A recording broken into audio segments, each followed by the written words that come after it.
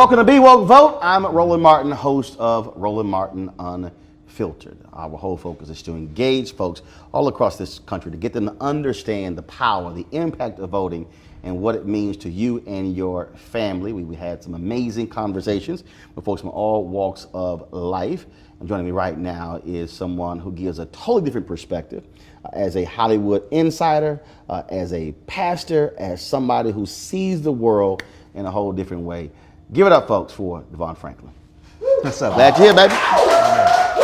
Good to see you. It's interesting when we talk about Hollywood, faith, and politics. Yeah. Because we've always had faith involved with politics.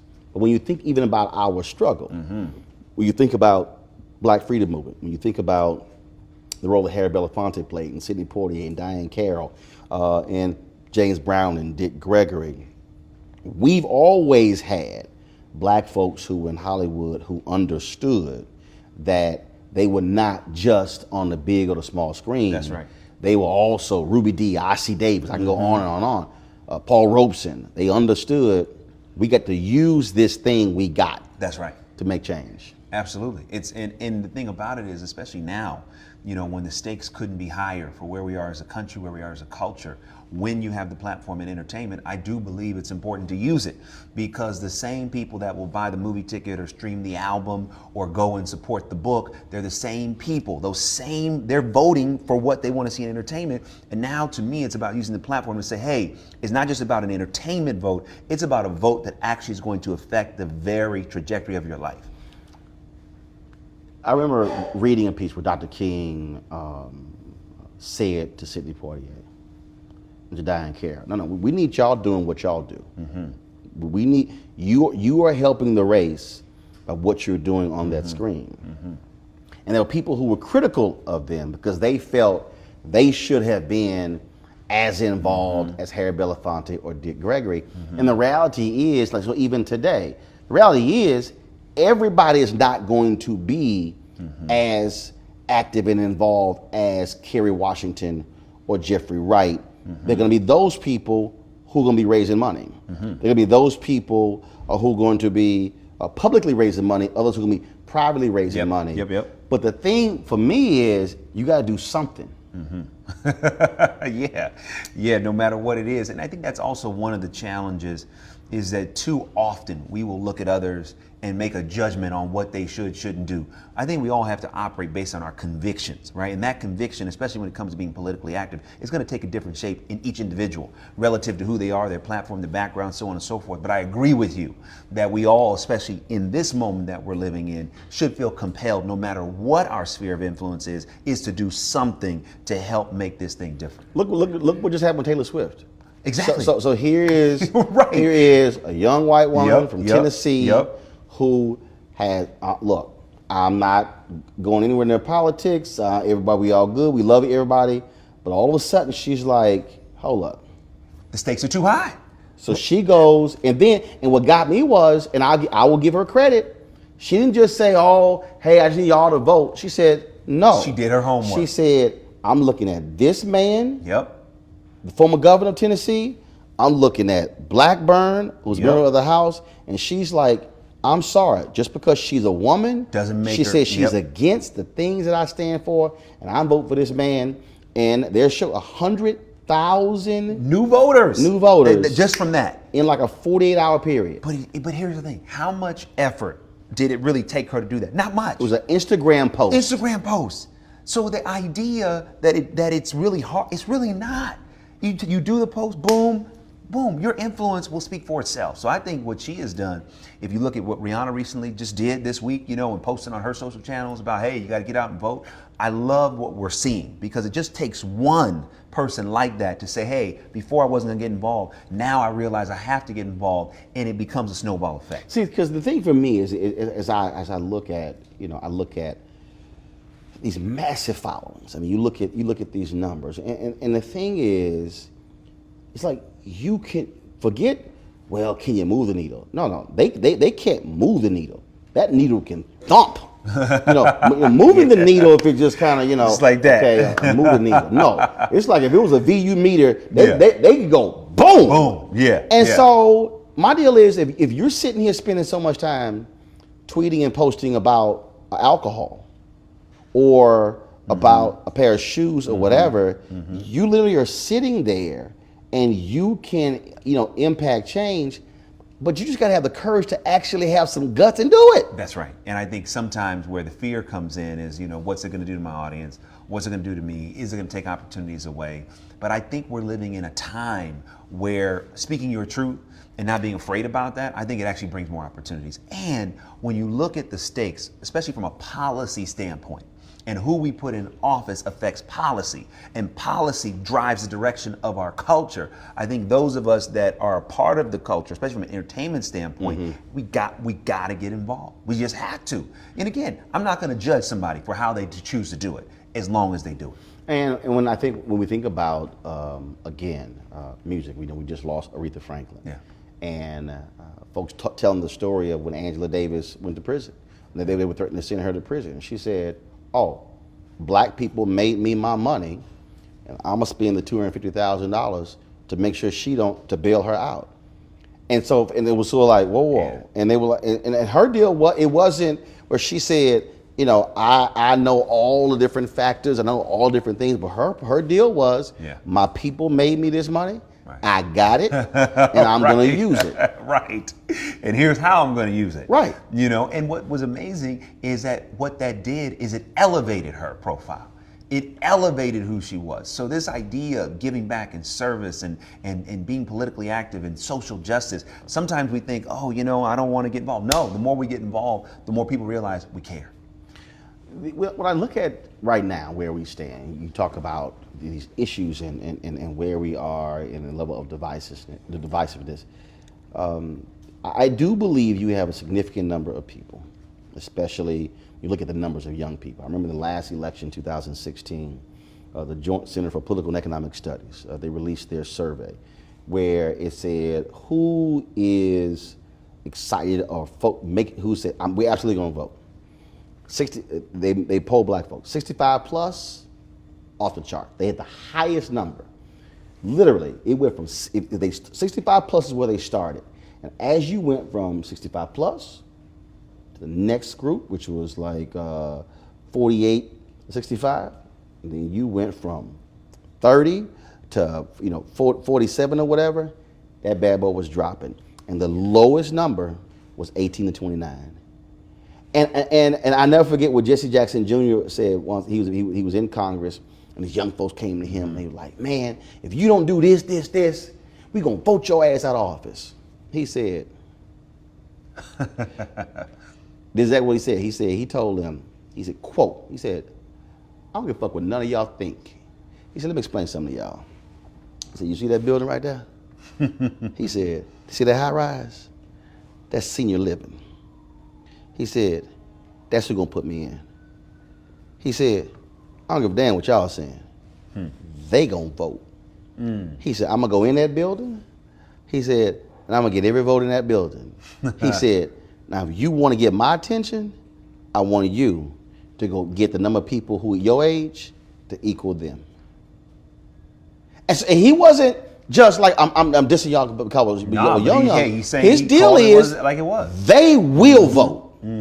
They gonna turn out, right? And the numbers prove it. Roland Martin Unfiltered video in just one moment. You want to support Roland Martin Unfiltered? Be sure to join our Bring the Funk fan club. Every dollar that you give to us supports our daily digital show. There's only one daily digital show out here that keeps it black and keep it real as Roland Martin Unfiltered. Support the Roland Martin Unfiltered daily digital show by going to RolandMartinUnfiltered.com. Our goal is to get 20,000 of our fans contributing $50 each for the whole year. You can make this possible. RolandMartinUnfiltered.com. Now back to your Roland Martin Unfiltered video. And it kills me when I say, I'm sorry, if you're you are now, millennials are the largest group in America. They're now larger than baby boomers. And if you don't use your power, they will run you over. Completely. And I think that's why what we're seeing so much, especially when you look at who's controlling the country and how the country is being controlled, It is because, the powers that be and those that know how the system works are taking advantage of the system for their own interests. So part of it when it comes to this millennial generation is education. You got to understand why it's so important, understand what's really at stake. So the things that you're seeing, that they may be seeing right now that make you angry, here's how you can affect change. And what I love is that what you're seeing, what's coming out of Parkland, is these younger group, of millennials becoming much more politically savvy, much more politically activated and organized. Right. Organization is key. It's like, an ant by itself can't do anything, but ants working together, can do things well beyond their own capacity. And I think the same thing goes for this younger generation to become united and activized on what's happening. And what I love what you're seeing right now is that when you look at a Taylor Swift, right, or you look at a Rihanna, or you look at those like a Kerry Washington, this generation, which gets so much inspiration from entertainment, this generation is influenced. I mean, every generation has their influence. Yep. But I would argue, by and large, when you talk about Harry Belafonte, or you talk about, how it was, in the 60s, 70s, and even 80s, there was, you had the entertainers, you had the church, you had the activists. In our day and time, the church is somewhat losing its influence. Entertainment influence is growing. The activists are losing their influence. So where do most, this younger generation go? They go to entertainment. And so the influencers, entertainment can actually move the needle. And when you see people become active, I love how this younger group of people are saying, wait a minute. We don't like what just happened with Kavanaugh. We're going to do something about it. We don't like the fact that there's no gun control. We're going to do something about it. And I do think that as tragic as these events are, they are becoming more galvanizing to get this younger group of voters, which is so influential, to get out and do what we know they can do, which is to help move the needle in a massive way. You mentioned the I don't like to use the word the waning influence of the church. Yeah, I hear you. And because first of all, the influence of the church is still significant. I believe, and look, my wife has been ordained for 25, 26 years. There's so many different preachers who I know. I believe that the problem in terms of the church as it relates to politics and social issues is that the church this is the first, Pastor Jamal Bryant has said this. This is the first time we've had a movement in Black America where the church had to follow somebody else. All of our movements was church led. So now all of a sudden, the Black church is still like, okay, I'm not kind of like sure what my place is because they're not used to following. They're used to leading. And that's why I think it's sort of right now it's out of sort because the Black church has never been in that position before.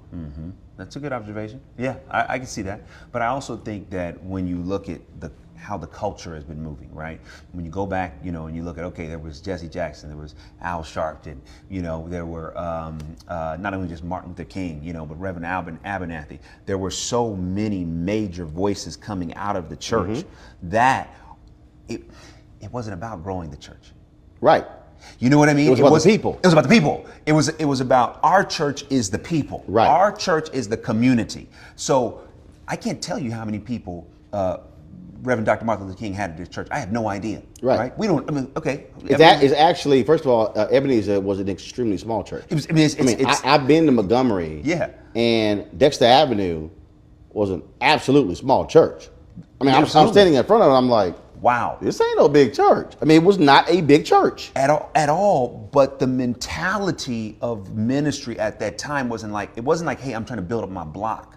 I'm trying to help the community and save the world. And I think that too often there's been this mentality shift at times of, hey, we're building a local church, which is fine. Listen, I love the church, right? I was been raised by the church. I'm a part of the church. I love it, and it's one of my favorite things in life. However, I do think too often coming out of the civil rights movement, and moving into the affirmative action moment, what happened is we began to look internal instead of external. So as a result, when we look at culture, maybe you're right. Maybe it's not a waning influence, but maybe that influence is being mitigated a bit because the voices within the community, maybe we have to say, you know what, listen, if I got 5 members or I got 5,000 members, at the end of the day, what are we doing for the people at large? Yeah, because I think when you talk about, so like even though Dr. King was at Dexter Avenue, even though he later returned to Ebenezer, he was actually seen not as the pastor of this church, but the pastor of Black America. So when you begin to look at in terms of Pastor of those the roles, movement. when you look at in terms of how Reverend Jackson continued what Dr. King started with Operation Breadbasket, turning that thing into the Rainbow Coalition, and the things that he was doing, he said, no, I'm going to be operating on a national and international stage. And it's stunning to me when I see these things take place. And I look at individuals who have national religious profiles who say nothing. And it's sort of like, okay, so to your point, is it just about your church or the 2 or 3 churches or the 4 churches under your wing? It's like, do you not see yourself as even bigger than that? Do you not see yourself as beyond that? And I think that also is where this thing plays as well. And it's troubling because these are individuals who, just like the entertainers, have tremendous influence. Yes, without a doubt, without a doubt. Won't use it. Without a doubt. Won't. No, I don't want to. You know, I don't want to upset Republicans. I don't want to upset Democrats. I don't want to be in this game. And I'm sitting here going, yeah, you're here to save souls, but those same souls need to be owning homes. Those same souls are concerned about not being able to get a job. Those same souls are concerned about whether my kids get an education. And so, and so that's just it. I think that's where I also struggle, because it's like, dog, are you gonna say something? Right. I know. But the thing that I see happening, because there are, when you look at the Kavanaugh situation and so many other things playing themselves out in front of the entire world stage, at a certain point, if you stay silent, then that silence will be viewed as being complicit. Yep. In this day and age, given what's going on. It's like, sorry, none of us like to be on either side, right? Because, we're all humans, no matter what we may believe, right? We're all God's children, no matter what side of it we may be on. However, there is a war at stake for our culture, for our community, for the vibrancy and the health of our families. And we do have to roll up our sleeves now and participate and fight, because if we don't, lives will be lost as a result. So I'm gonna ask you about Paula White. Okay, all right. Here we go. We're gonna get woke. So there were some things that she said on Jim Baker's show, and I blasted her. And that comment I did on Tom Jordan, I did on my television show, had millions of views. And so she sends me this email. Take it out of context, oh my God, I'm out of the country. And I said, Paula, when you get back, we need to sit down and have a conversation. You need to sit down and explain this. The position that I took is that would nobody know Paula White if it wasn't for Black people? That is true. You made your name by being on BET, by preaching at Woman Thou Art Loosed. Here you just took over Zachary Tim's old church. You took over as a Black church. Okay, you can call it multicultural all you want to. Black church. I mean, all that sort of stuff along those lines. And here you are leading Trump's faith-based group. And my position is, fine. I don't care who, you can support whoever you want to, but you also need to be accountable to the very people who made you. Folks, back to our Roland Martin Unfiltered video in just one moment. Hey fam, I want you to like, share, and subscribe to our YouTube channel, youtube.com/Roland S. Martin. And don't forget to turn on your notifications. Now back to your Roland Martin Unfiltered video. Matter of fact, when we get done, I'm gonna send another email. I'm gonna send another text message. Because my deal is, you need to explain to me and to the other audience how you call yourself an evangelical leader, and you're silent when he's out here acting a fool, trashing people in rallies and on social media, but you're standing next to him. Is a conservative Supreme Court justice worth all of that? What do you make as someone who preaches the gospel and you see silence of white conservative evangelicals in what's happening in this society? You know, I think part of what it is that my observation is that sometimes, you know, especially in the community, that there is this idea that if I'm vocal, right, or if I say something about an issue, instead of saying, hey, we're all part of the body of Christ. The Bible says, you know, it doesn't matter, you know, we're all part of the body, right? But what happens is, unfortunately, in the church, there is that segregated as the culture and the community in the world, in the country used to be. So still in the church, there are dividing lines between, you know, this race is over here or this race is over there. And there certainly is intermingling. But at the end of the day, sometimes what I've observed is that those on this side of it, you know, sometimes on the white evangelical side, sometimes say, one, I don't want to get involved because of the cost that may come with that. Or two, you know, I'll pray for them, right?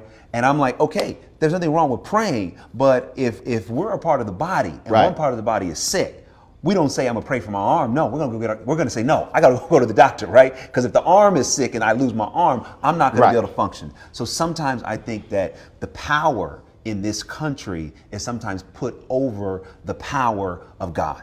So that sometimes having power in the country is what's number one. And then, you know, the power of God is number two. Because truly, I think if we all were seeking God's power, at the end of the day, if we saw our brother or sister hurting, if we saw our communities, you know, being disparaged, as Christians, no matter what our race is or part of the religious sphere we would be on, that would be our heart. Our heart says, you know, Jesus says, if you did this to the least of me, these, you've done this to me.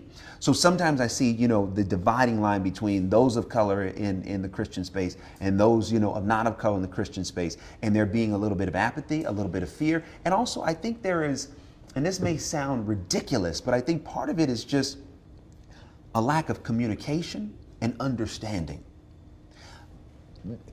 Even though we're in 2018 as people of color, there are a lot of people not of color who do not still understand the people of color experience in this country. Right. And so part of what it is education. You know, what I would love to see is to bring together, you know, those from the white evangelical community, you know, those from the African American, you know, evangelical community, the Latino, and have a summit. Let's talk. They won't do it. Let's come together. No, they won't do it. They won't do it. First of all, Bishop Harry Jackson sort of did this. They had one at Bishop Jake's church, and they had a couple of more meetings in Virginia. So he's been trying to do that. But Reverend Dr. William J. Barber, he, along with Jim Wallace and others, they've issued a challenge to Jerry Falwell Jr., to Robert Jeffers, to Ralph Reed, to Tony Perkins, to Paula White and others. They won't accept the invitation. Now see, again, that's where for me, I've got to question and or challenge your faith. Because if your position, if you're Jerry Falwell Jr., and you're leading Liberty University, and you're always talking about Jesus and God, this and the other, why are you scared to sit across from the table from somebody with a differing view? I don't know. Show me how that's leadership. When Dr. Barber and others, they've got a rally in Lynchburg, and you have the you have the Liberty University Police Department send a statement: if y'all step foot on this campus, you will get arrested. But you're a Christian leader. That is a problem for me. And it really behooves to me when I see those type of things, it just makes me more galvanized, you know, as a man of faith, to put a different perception and reality of what it means to be a faith in the culture and the community, because that really is not what it means to be Christian at all. You know, what it means to be Christian is, hey, I may not agree with you. You may not agree with me. But as brothers and sisters, we can come together. We can have conversation. We can have a public and private discourse. Yeah. You know, but to fear that or to work against that, to me, I don't know how someone could take that stance. I don't know. So my thing is like, yo, here's what I'm gonna do. Here's how I'm gonna do it, and work every single day to put a different understanding of what it means to be of faith in the world today. When a group of black pastors met with Donald Trump at the White House,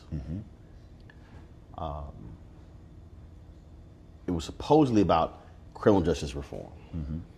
But in Trump's opening statement, so he mentioned about 10, 12 different issues. And one pastor in the meeting talked about how, Trump has done more for black people than Obama ever did. And I listened to all those different pastors as they went around that particular table. And I wrote a column afterwards where I said, What do you say? And I said, when you go to the White House, are you enamored with getting the invitation? Or do you bring your prophetic with you? The prophetic has to always supersede the partisan. I said, you can go through the Bible, and when individuals messed up, the prophets let them know you messed up. The prophets were not afraid of the king. They were not afraid of David. They were not afraid of any of them. And that's what offended me, that here you are a preacher, you are a pastor, you are speaking and teaching the gospel, and you're sitting there with the president. And not one had the courage to say, look, I appreciate the invitation. I appreciate coming here to talk about criminal justice reform. But Mr. President, I need to share something with you. You need to act like the president. You need, see, but no, oh, I'm just so glad to be here. You are just wonderful. You are just what you've done to the country. No, the prophetic would say, I appreciate being here, but I got to speak some truth while I'm here. And there's some things that you need to hear from a pastor.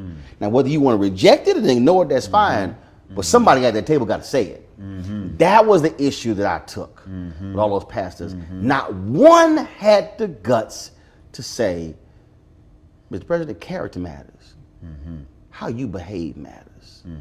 And how you behave is wrong. And we're going to pray for you. We're going to pray for there's a change in your behavior. Not one. That was the issue that I took. Wow. You know, And I think by not saying that, it speaks to young people. And they were like, that's why I ain't going to church.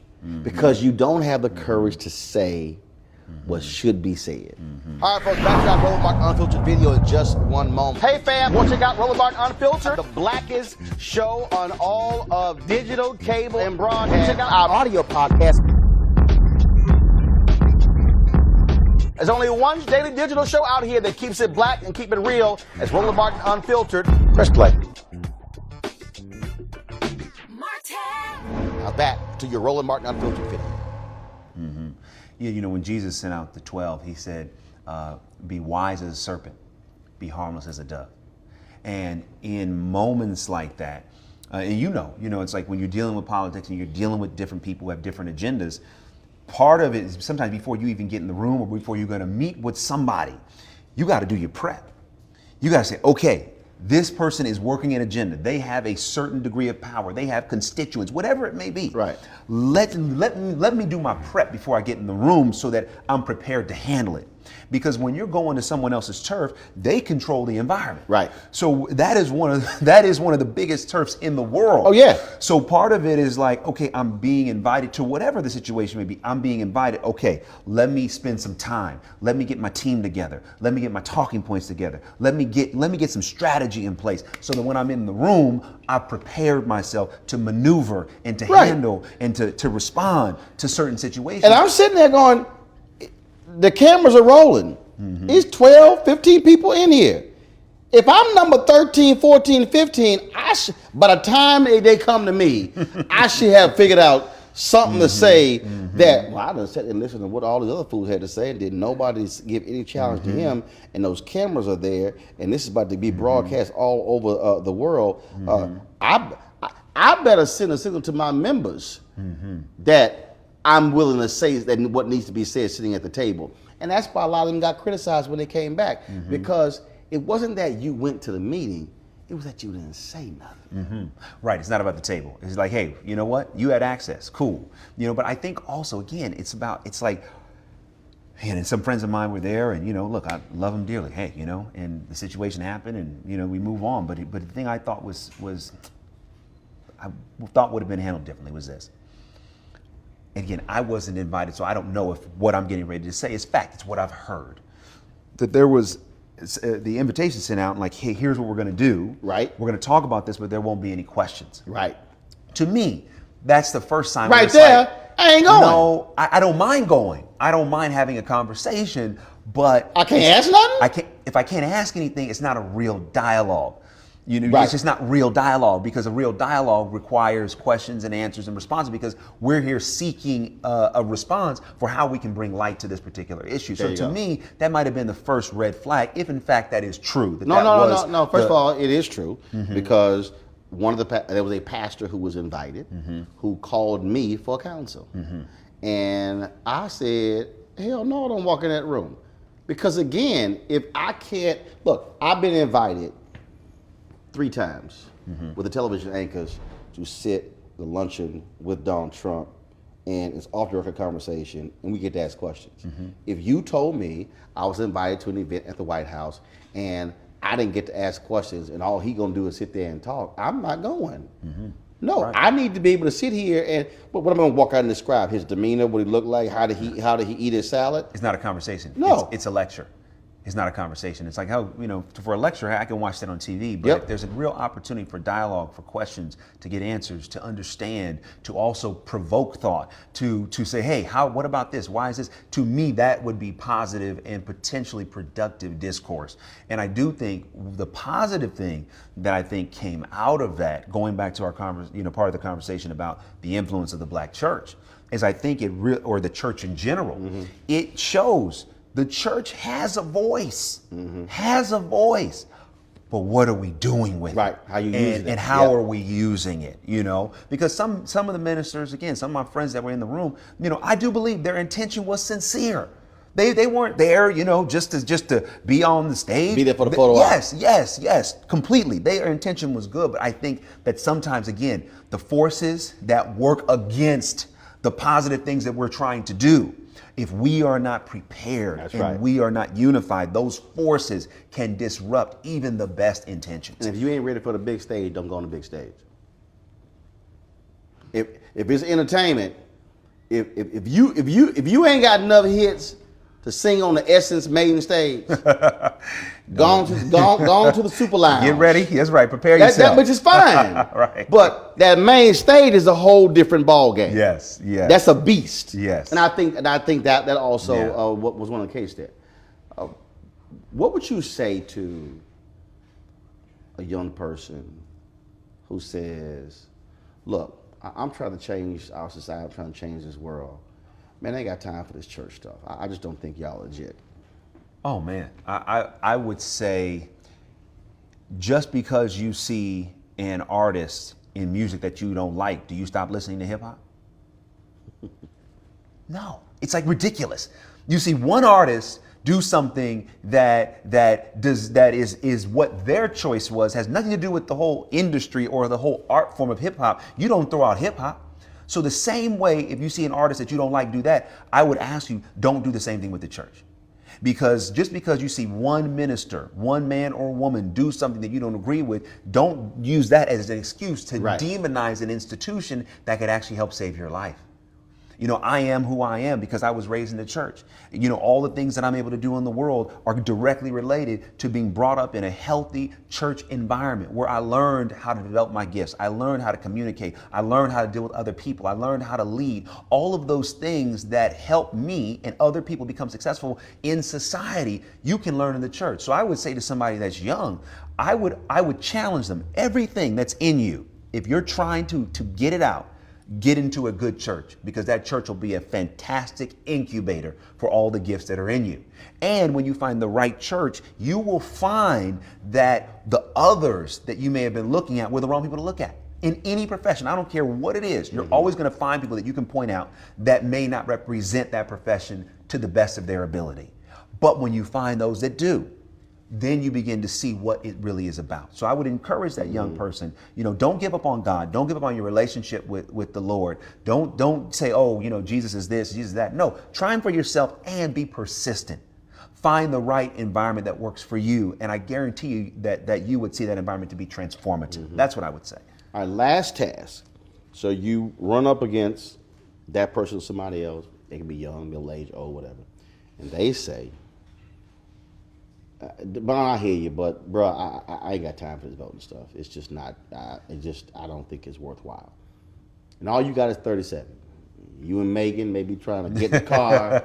Y'all might be trying to get settled on an airplane. You may be trying, and all you got is 30 seconds. What do you tell them in 30 seconds why they need to vote? Go.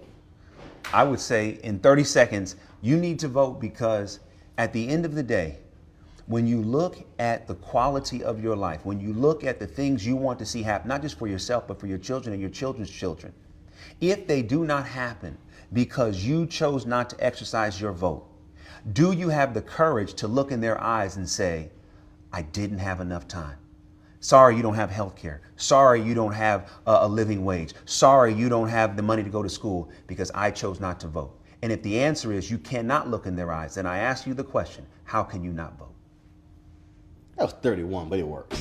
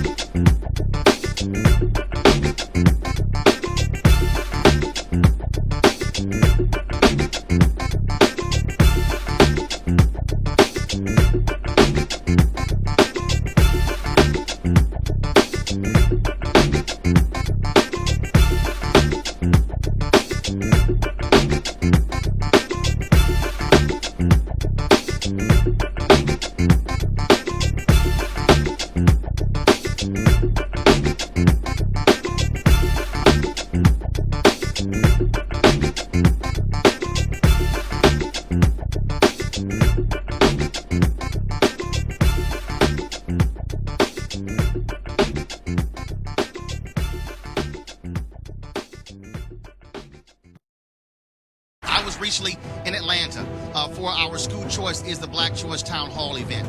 There was an elementary school in Atlanta, folks. This is a black elementary school. 5% of the school's students were reading on grade level. I'm gonna repeat that. In Atlanta, 5% of the children were reading on grade level. So you then have to ask the question, what's gonna happen when they're in middle school? What's going to happen when they are in high school? Will they ever be able to catch up? Will they be consigned for the entire life of being behind?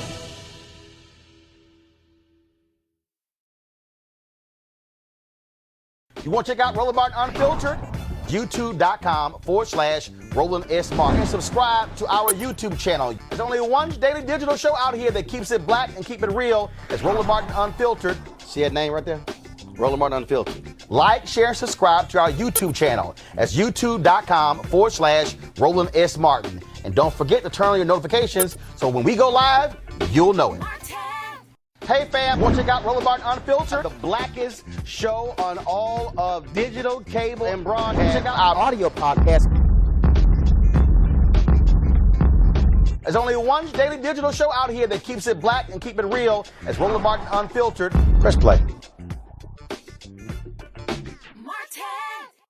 You want to support Roland Martin Unfiltered? Be sure to join our Bring the Funk fan club. Every dollar that you give to us supports our daily digital show. There's only one daily digital show out here that keeps it black and keep it real. It's Roland Martin Unfiltered. Support the Roland Martin Unfiltered daily digital show by going to RolandMartinUnfiltered.com. Our goal is to get 20,000 of our fans contributing $50 each for the whole year. You can make this possible. RolandMartinUnfiltered.com.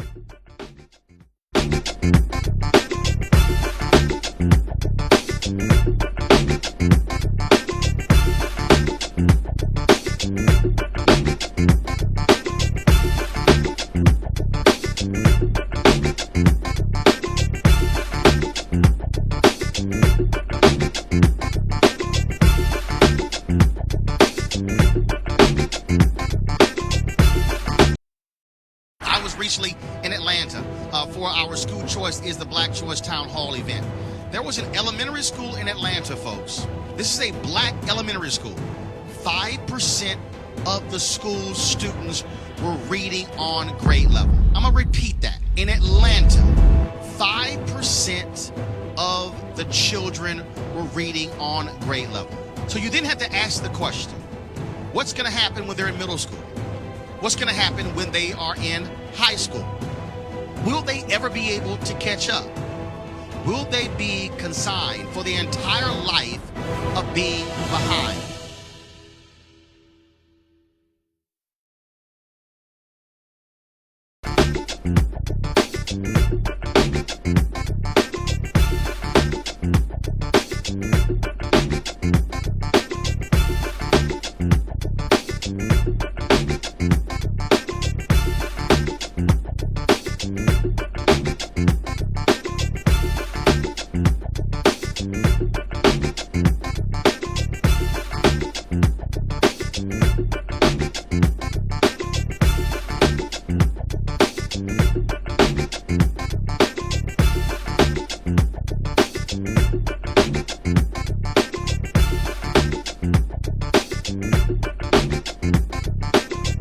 Hey fam, want to check out Roland Martin Unfiltered, the blackest show on all of digital, cable, and broadcast. Check out our audio podcast. There's only one daily digital show out here that keeps it black and keep it real. It's Roland Martin Unfiltered. Press play.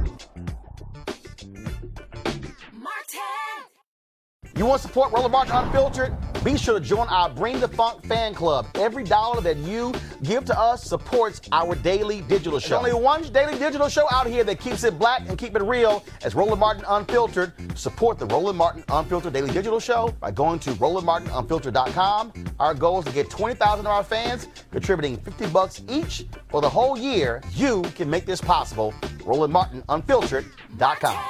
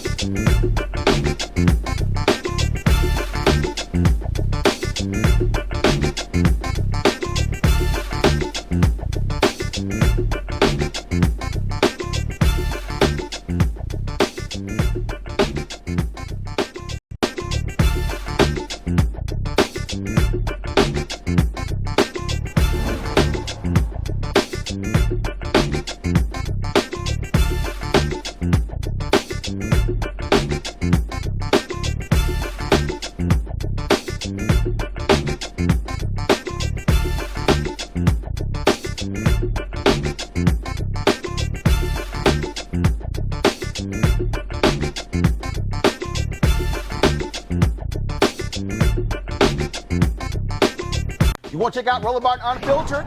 YouTube.com/Roland S. Martin. And subscribe to our YouTube channel. There's only one daily digital show out here that keeps it black and keep it real. It's Roland Martin Unfiltered. See that name right there? Roland Martin Unfiltered. Like, share, and subscribe to our YouTube channel. That's YouTube.com/Roland S. Martin. And don't forget to turn on your notifications so when we go live, you'll know it. Hey fam, want to check out Roland Martin Unfiltered? The blackest show on all of digital, cable, and broadcast. Check out our audio podcast. There's only one daily digital show out here that keeps it black and keep it real. It's Roland Martin Unfiltered. Press play. You want to support Roland Martin Unfiltered? Be sure to join our Bring the Funk fan club. Every dollar that you give to us supports our daily digital show. There's only one daily digital show out here that keeps it black and keep it real. It's Roland Martin Unfiltered. Support the Roland Martin Unfiltered daily digital show by going to RolandMartinUnfiltered.com. Our goal is to get 20,000 of our fans contributing $50 each for the whole year. You can make this possible. RolandMartinUnfiltered.com.